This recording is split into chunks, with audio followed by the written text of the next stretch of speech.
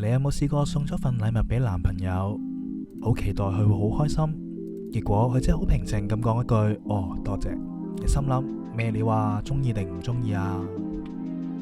但其實呢，佢內心可能開心到爆炸，只係表情超冷靜。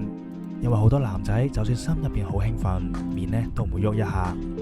佢唔係唔在乎你，只係佢習慣咗收埋感受，唔太識得點樣表達開心。但女仔又點呢？平時咩開心唔開心呢都會表露無遺，但真係嬲嗰時呢，反而要笑住講句冇事啦。其實心入邊已經嬲爆爆，但唔敢講，驚講咗呢你又唔明，轉頭仲要安慰你添。結果你以為佢冇嬲，佢以為你唔在乎，大家都唔係唔愛對方，只係表達嘅方式呢唔同咗。愛情有時真係唔係講幾多，而係你有冇用心去理解。